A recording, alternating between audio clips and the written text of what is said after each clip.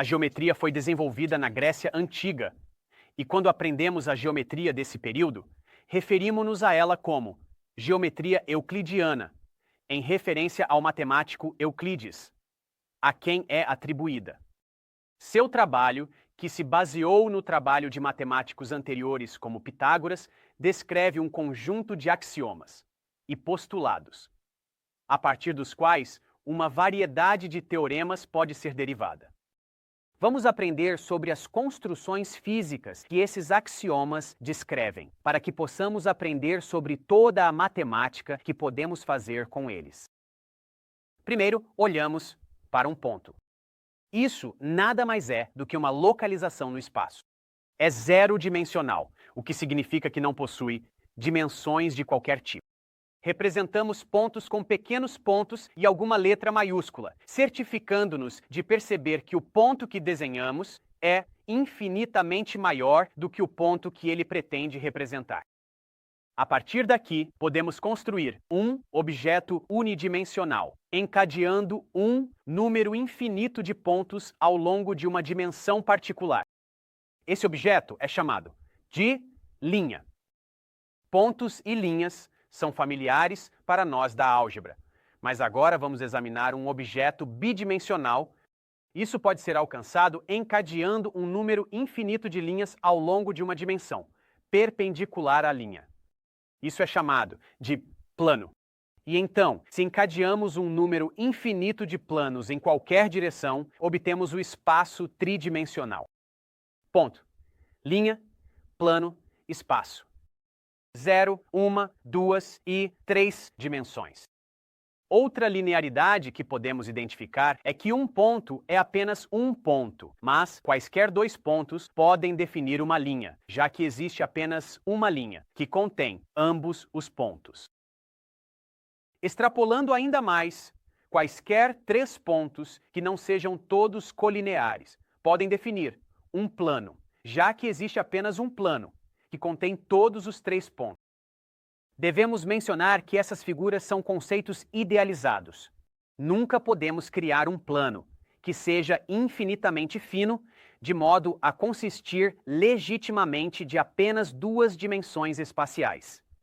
Mesmo uma folha de papel tem alguma espessura, mesmo que seja difícil de ver a olho nu. Mas podemos criar idealizações mentais desses objetos e discuti-los concretamente. E as conclusões que tiramos deles terão aplicação no mundo físico, onde podemos aproximar certos sistemas como sendo perfeitamente euclidianos. Apenas para listar um pouco mais de terminologia. Enquanto uma linha se estende infinitamente ao longo de sua única dimensão, em ambas as direções, se cortarmos uma extremidade, dando-lhe um ponto de partida definido, chamamos isso de raio. Se cortarmos ambas as extremidades, deixando um pedaço no meio, isso é chamado de segmento, de linha. Segmentos de linha têm dois pontos finais. Raios têm um ponto final. E linhas não têm nenhum. Podemos usar linhas, raios e segmentos de linha para gerar todos os tipos de figuras. Podemos fazer formas com diferentes números de lados e também podemos criar todos os tipos de ângulos entre essas linhas.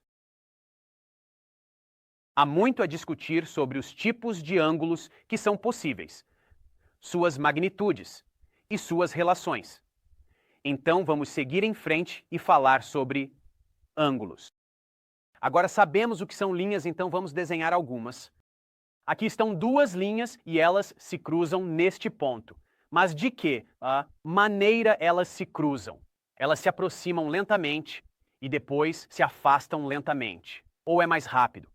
Ao fazer essa pergunta, estamos perguntando sobre o ângulo entre as linhas. Se uma porta está fechada, ela está simplesmente fechada. Mas se está aberta, quão aberta está? Está ligeiramente entreaberta? Está completamente aberta?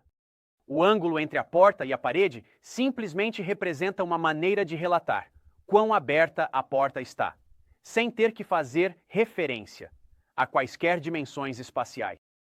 Ângulos são medidas que são independentes das dimensões dos objetos, e eles são onipresentes em nossa vida cotidiana. Para começar a examinar ângulos, podemos simplesmente olhar para dois raios que começam no mesmo ponto, que podemos chamar de vértice, e a distância entre os raios, denotada por este segmento de linha curva, é um ângulo. Mover esses raios mais próximos ou mais distantes, enquanto suas extremidades estão ancoradas juntas, gerará diferentes ângulos. Embora existam algumas maneiras de medir ângulos, primeiro aprenderemos a usar graus. Existem 360 graus em um círculo, então podemos pegar este pequeno ângulo, observá-lo aumentar até 90 graus e depois continuar até 180, ponto em que teremos apenas uma linha. Se continuarmos nessa direção, ele então descerá de 180 até voltar a zero, já que o ângulo ficará menor, apenas do outro lado. Vamos aprender sobre alguns tipos de ângulos. Se um ângulo é menor que 90 graus, ele é chamado de ângulo agudo. Podemos lembrar disso porque um ângulo agudo é fofo e pequeno. Se um ângulo é exatamente 90 graus, este é um ângulo reto, e isso será denotado por um quadrado. Se o ângulo está entre 90 e 180 graus, isso é chamado de ângulo obtuso. Então, agora devemos ser capazes de olhar para qualquer ângulo e classificá-lo como agudo, reto ou obtuso. Agora, em vez de dois raios, vamos usar duas linhas. Se essas linhas se cruzam, geramos 4 ângulos. Quais são as relações desses ângulos? Primeiro, podemos examinar os ângulos que estão diretamente opostos um ao outro, como estes dois.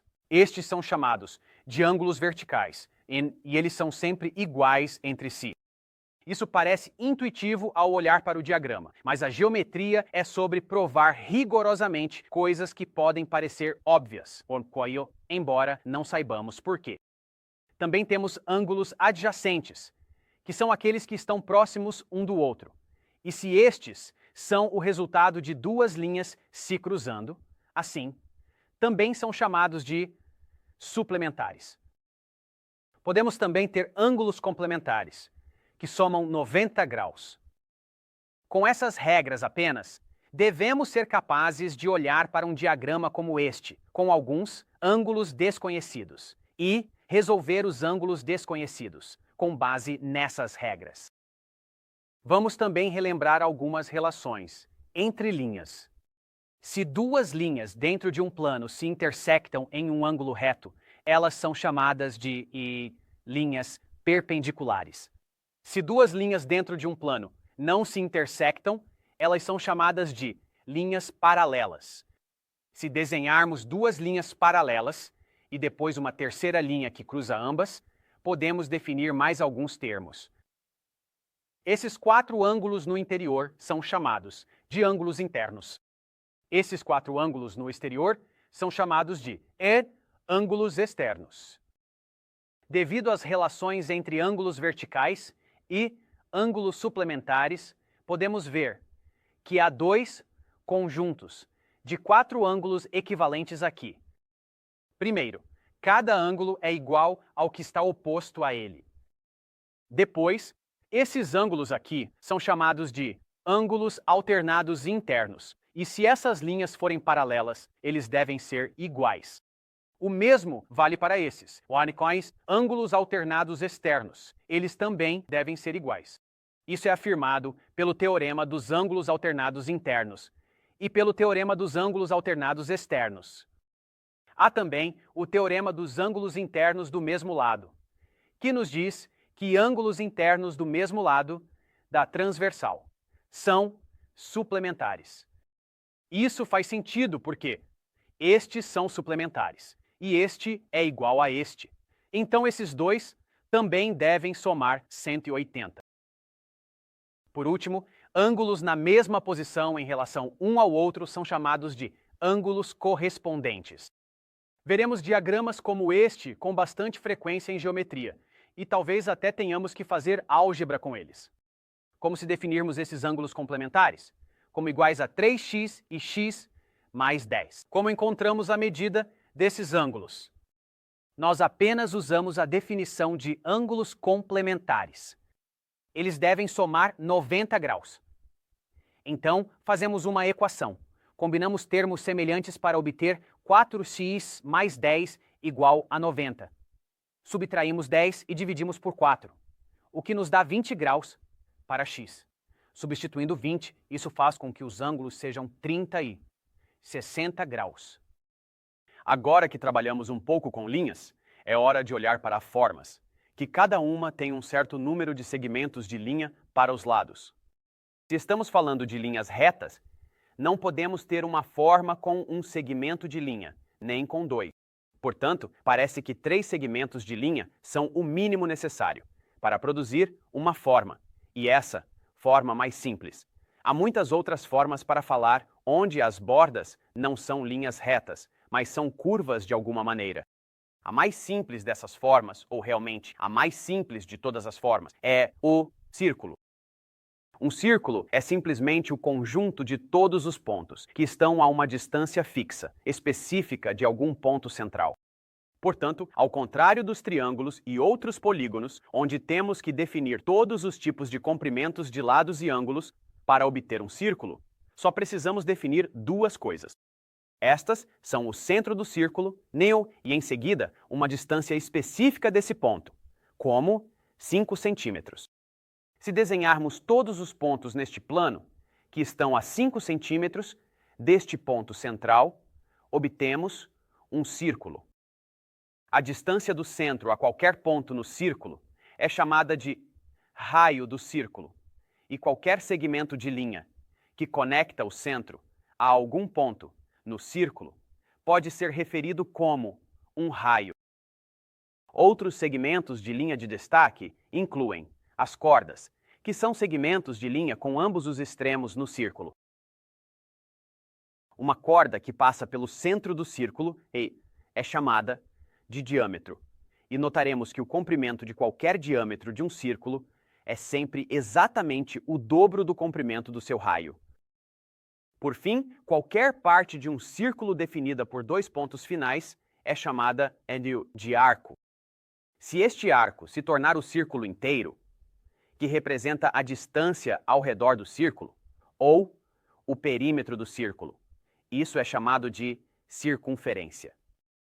Assim como o diâmetro e o raio estão sempre em uma proporção de 2:1, ou a circunferência e o diâmetro também têm uma proporção especial, e essa proporção é representada pelo número π. Este é um número irracional, que, como discutimos antes, é um número que não pode ser expresso, como a razão de 2 inteiros.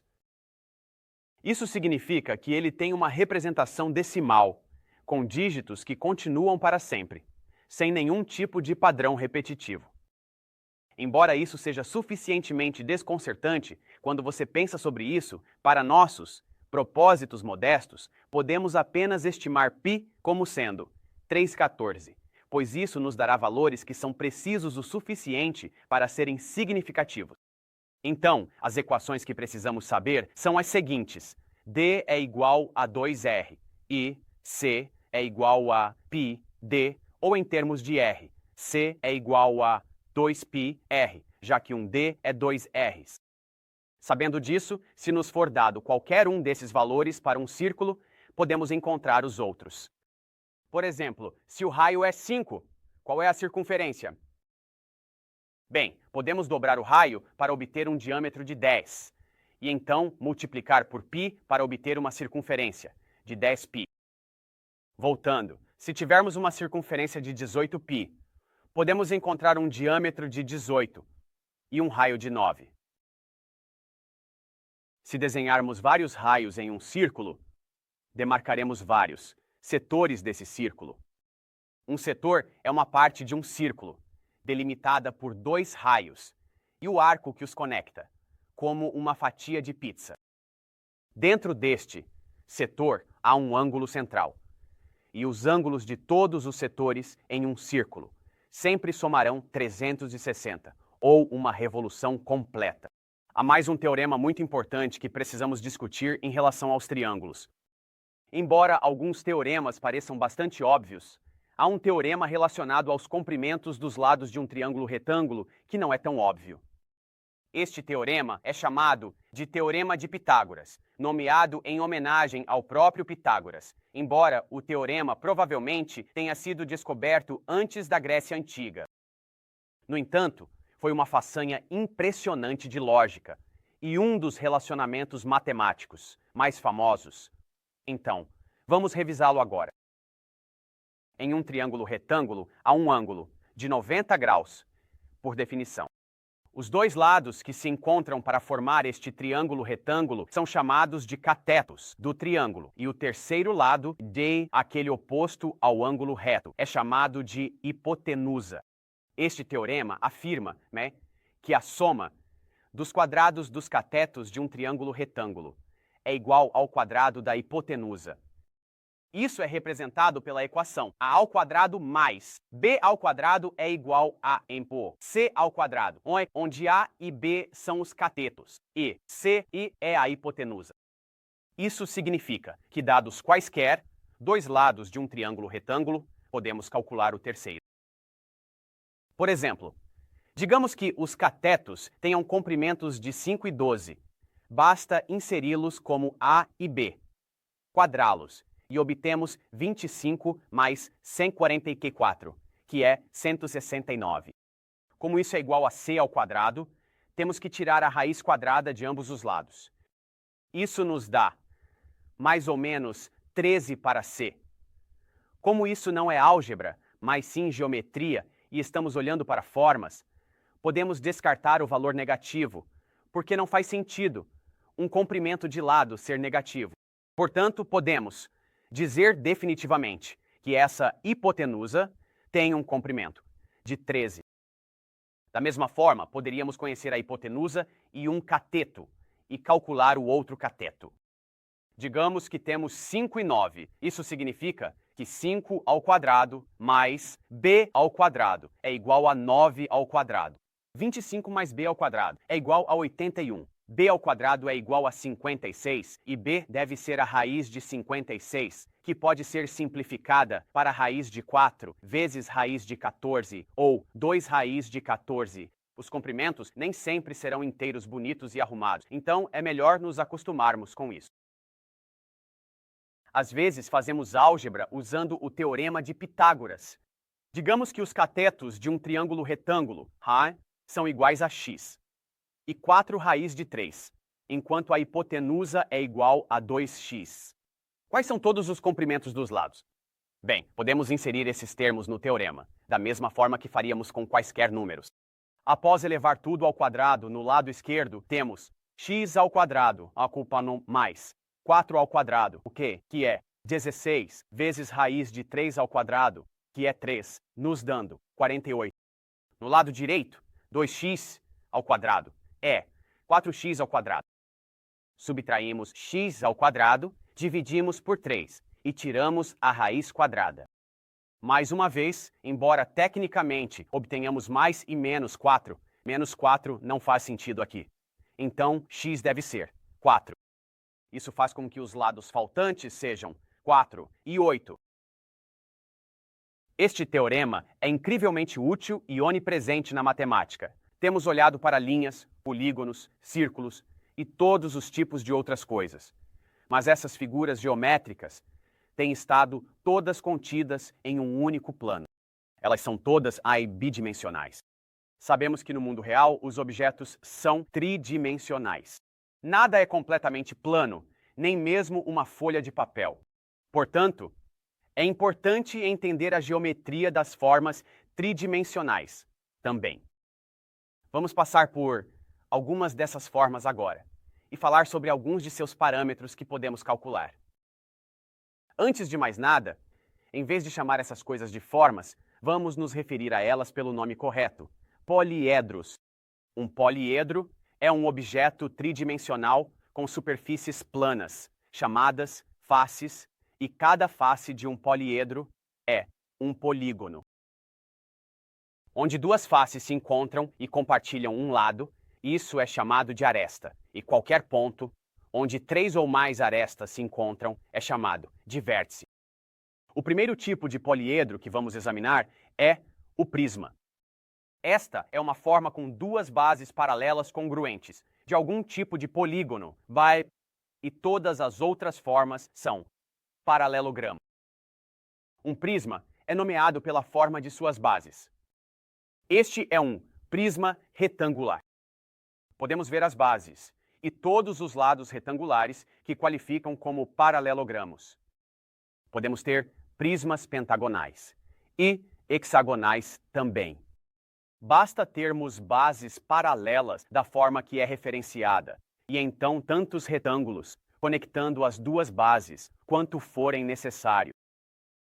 Outro tipo de forma é um cilindro. Cilindros têm duas bases circulares, mas não são considerados poliedros, porque nenhuma dessas superfícies é um polígono.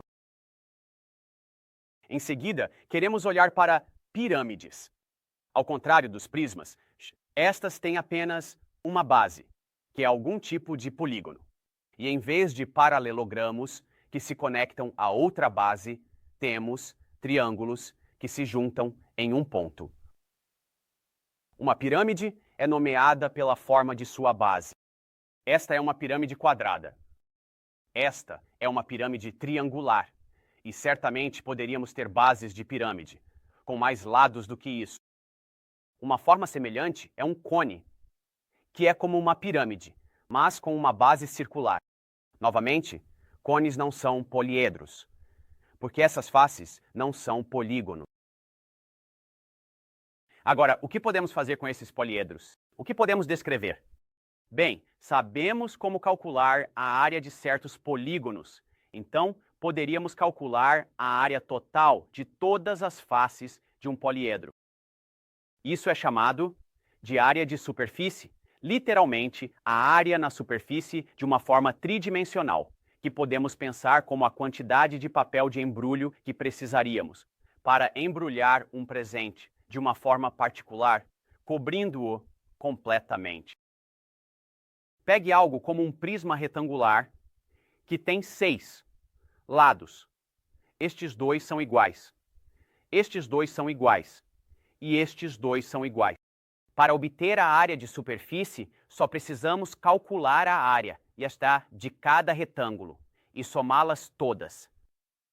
Dadas as dimensões de 2 por 3 por 4 metros, obtemos dois retângulos de 2 por 3, 2 de 2 por 4, e 2 de 3 por 4, que é 2 vezes 6, mais 2 vezes 8, mais 2 vezes 12, o que equivale a 52 metros quadrados. E quanto a uma pirâmide como esta, pirâmide quadrada? Agora temos algumas formas diferentes. Temos esta base quadrada, e depois 4 triângulos. Então, é a fórmula para a área de um quadrado, mais 4 vezes a área de um triângulo. Se tivermos uma base com um comprimento de lado de 5 metros, e triângulos com bases, que são apenas o lado do quadrado, e com alturas de 6 metros, então podemos obter a área do quadrado primeiro, que é 5 ao quadrado, ou 25, e depois cada triângulo será metade de 5 vezes, 6 ou 15. Há 4 deles, então, isso é 60. 25 mais 60 são 85 metros quadrados. Quanto a um cilindro, este parece que seria complicado, mas na verdade é apenas 2 círculos, mais um retângulo que está curvado em torno de si mesmo. Podemos imaginar cortando através da altura do cilindro e desenrolando-o para obter este retângulo, que terá um lado igual à altura do cilindro e outro lado igual à circunferência da base do cilindro. Então, a área de um cilindro é 2 vezes a área do círculo, já que há um no topo e um na base, mais a área deste retângulo, que é altura vezes circunferência, que é πd, ou 2πr. Então, se tivermos um raio de 2 metros e uma altura de 5 metros, podemos obter o retângulo primeiro, que será 5 vezes 2π vezes 2, ou 20π. Em seguida, temos dois círculos, o que significa π vezes 2 ao quadrado para obter a área de cada círculo, o que somará 8π. Some esses valores e obtemos 28π. Por último, vamos encontrar a área de superfície de uma esfera, que é o conjunto de todos os pontos no espaço, que estão a uma distância fixa de um ponto central, sendo essa distância o raio da esfera. A área de superfície de uma esfera é dada por 4πr ao quadrado. Então, com um raio de 5, isso seria 25 vezes 4, que é 100, vezes π, que é 100 por metros quadrados. Acabamos de aprender como calcular a área bidimensional, coberta pela superfície, de um objeto tridimensional, mas às vezes queremos fazer mais do que isso. Às vezes, queremos calcular o espaço tridimensional contido dentro desse objeto, que podemos pensar como a quantidade de água que precisaríamos para encher o objeto se ele fosse perfeitamente oco. Da mesma forma que a área de um quadrado é encontrada ao medir o comprimento de um lado ao longo da forma, se pegarmos essa superfície quadrada e a estendermos por uma terceira dimensão, podemos obter um cubo. Um cubo é um prisma, com quadrados, em todas as suas faces. Para encontrar o volume de um cubo, em vez de apenas elevar o comprimento do lado ao quadrado, o que nos dá a área de uma face quadrada, elevamos o comprimento do lado ao cubo para obter o volume do cubo. Com um comprimento de lado de 2 metros, este cubo tem um volume de 8 metros cúbicos. Podemos visualizar isso facilmente dizendo que, se tivermos alguns cubos de 1 por 1 por 1, ou unidades cúbicas, serão necessários 8 deles para preencher este cubo maior. Para um prisma retangular, é apenas comprimento vezes largura vezes altura, 2 vezes 3 vezes 5. Dá 30 metros cúbicos. O que realmente estamos fazendo é calcular a área da base e multiplicar pela altura, como se estivéssemos estendendo a base através da altura da forma, para abranger seu volume. Isso funciona para qualquer tipo de prisma, como um prisma triangular. Aqui temos bases triangulares, então apenas obtemos a área de uma base e multiplicamos pela altura. Se o próprio triângulo tem uma base e altura de 2 e 3 metros, e o prisma tem uma altura de 10 metros, obtemos metade de 2 vezes 3 vezes 10, ou 30 metros cúbicos. Isso funciona para cilindros também. É sempre apenas base vezes altura. A base de um cilindro é um círculo, então encontramos a área desse círculo e depois multiplicamos pela altura do cilindro. Se a altura é de 6 metros e o raio é 3, obtemos πr ao quadrado, ou 9π, vezes 6, ou 54π metros cúbicos. Agora vamos passar para algumas formas mais complicadas. Como calculamos o volume de uma pirâmide? Isso será diferente de um prisma, porque não podemos simplesmente multiplicar a base pela altura, já que as faces triangulares inclinam-se para dentro. Em vez disso, usaremos a fórmula 1/3 da base vezes a altura.